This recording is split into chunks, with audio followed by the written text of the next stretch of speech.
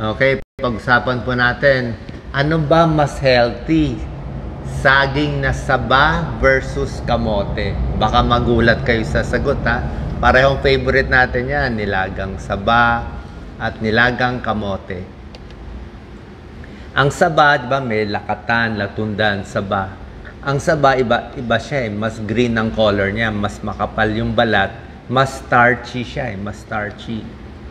Marami din siyang vitamins, meron siyang A, B, C, may dietary fiber at konting iron. Marami rin siyang health benefits. Ba sinabi ko sa inyo, yung saging nga very healthy. Pero ito kasi sabang pinag-uusapan natin. Maganda rin siya sa digestion, sa tiyan. Maganda yung dietary fiber. Kung may ulcer, masakit ang tiyan nyo, pwede to. Pag nagtatae, pwede rin to. Good for metabolism, nagbibigay ng energy. Okay? Mabilis ibaon, maraming vitamin D, boost energy. Pag kinain daw na hilaw, mas maganda mas marami daw mga vitamins, diba? Pero pwede rin ilaga. Prevent stroke, may mga pag-aaral ang saging nakakabawas sa stroke, sa B vitamins at iba pa. Circulation, meron din siyang iron, pampadami ng dugo. Boost immunity, meron din siyang vitamin C.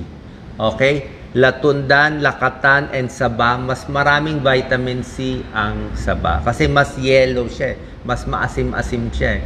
Hindi katulad nung latundan, maputi, halos konti lang ang vitamin C. No? Sa diabetes, pwede rin naman siya, medium glycemic index siya. Medyo gitna, okay? So, hindi siya kasing tamis ng mga pakwan o grapes. Ito, gitna siya. Yung patatas, french fries, ang taas nun. Bawal sa diabetes, mag-ingat kayo.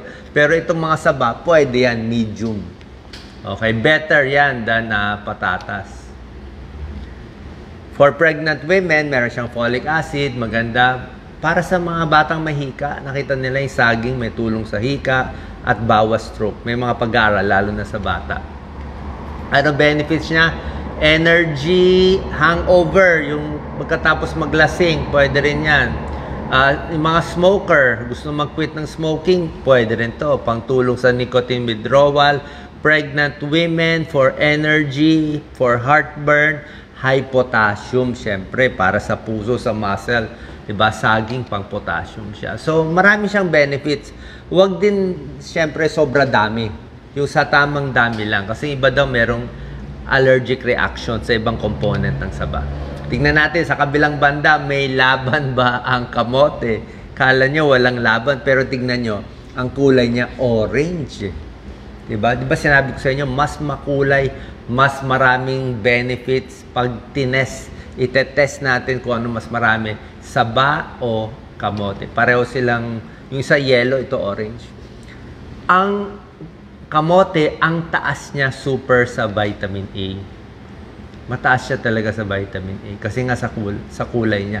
Pwedeng boiled, baked, steamed, or fried ang kamote. Pero mas maganda sa atin, kung gusto nyo healthy, boiled mas maganda. Diba? Para walang mantika. Calories, may protein siya, pero marami siyang carb. Marami siyang carb. Ito yung starchy na vegetable. Starchy siya. Ang sweet potato, ang difference lang, medyo mataas yung glycemic index. Ibig sabihin, marami siyang starch. Kaya po kung may diabetes kayo, dapat bilang lang. Medyo nakakataas siya ng blood sugar konti. Pero kumpara sa french fries at patatas, better to. Ang pinaka hindi okay yung patatas Ang kamote, a little better. Yung saba, better pa. Okay, kaya pag may type 2 diabetes, konting ingat. Caution in those with diabetes.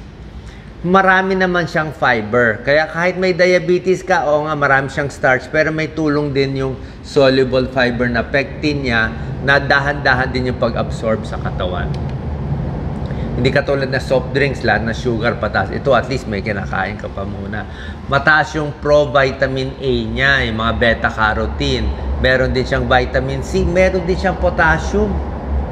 May potassium siya katulad ng saging. Kaya wag natin isiping na saba lang at saging lang mataas sa potassium. Ang kamote mataas sa potassium. At ito, ang dami niyang matataas. Manganese, vitamin B6, B, B5, and vitamin E. Ayan, no, para sa balat, pampaganda. Meron pa siyang antioxidant, chlorogenic acid, anthocyanin. Hindi lang ganun ang pag-aaralan. Siyempre, antioxidant yan, pampabata, panlaban sa cancer. So, ang nakita nila, mas makulay ang kamote, mas dark, mas violet, mas maraming antioxidants. The deeper the orange, the redder the kamote, the higher the antioxidant. Nasa kulay. Vitamin A para sa mata, bawas cancer risk, di ba? Antioxidants. Yung purple, sweet potato, pinakagusto. Heart disease, para may tulong din sa cholesterol, kasi nga mataas siya sa fiber. Ito na nga, para sa mata, vitamin A. Pampapayat, better to ng kanin, di ba? Ito kasi busugan na halos complete food na siya. Pinag-iingat lang to. Siyempre, kung diabetic, konting ingat. Tsaka isa pa, meron pa isang pag-iingat sa kamote. Meron siya konting oxalates. Yung oxalates, kung prone kayong magkaroon ng kidney stones, medyo, pag may kidney stones kayo, konti-konti lang ang kain. Baka lang magpataas sa kidney stones. Yun lang ang konting caution, pero hindi naman talaga ganun kadelikado. Okay, ito na resulta ng pag-aaral ko. Paglaban muna natin semifinals. Kamote versus patatas.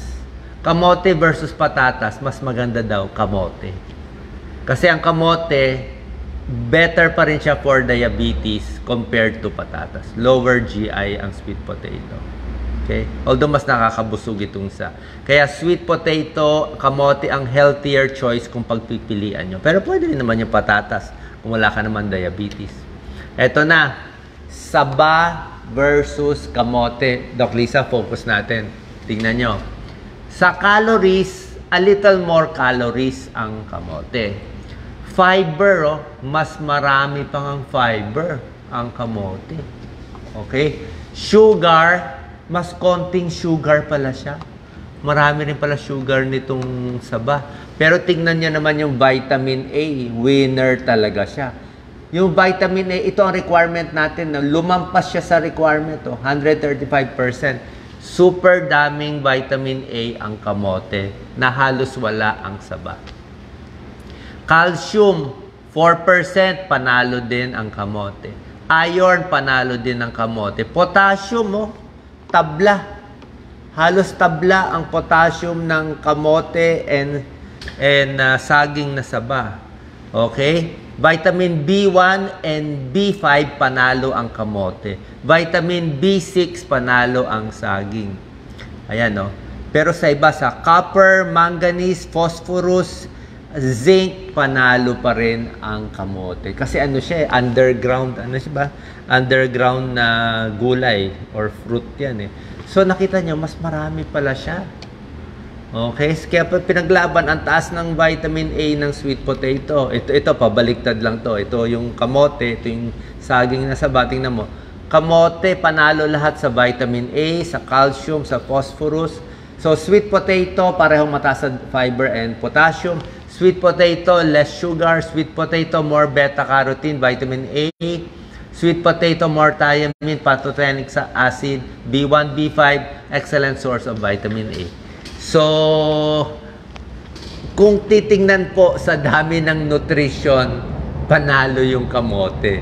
Ang problema lang sa kamote, Doc Lisa, mahirap ibaon, 'di ba? Mahirap bumili, ilalaga mo pa, kailangan nakaplato. Hindi katulad nito, ang ganda ng packaging 'Di ba? Kahit sino pwede magbenta ng nilagang saba. Pero sa akin, kung okay naman tong saba Pwedeng-pwede na to, napakabilis kainin. Pero kung may chance kayo kumain ng nilagang kamote, ay mas maganda. Last question. Banana Q, turon, 'di ba? Favorite ko, saba din gina. Banana Q or kamote Q? Ay, may sugar na. Pero kung wala naman kayo problema sa diabetes, banana Q, kamote Q, parang panalo yung kamote Q Pero ang panalo niya, konti lang naman. Pero kung titingnan nyo, may mga number siya So, wag kakalimutan ng kamote, wag mamatahin ng kamote.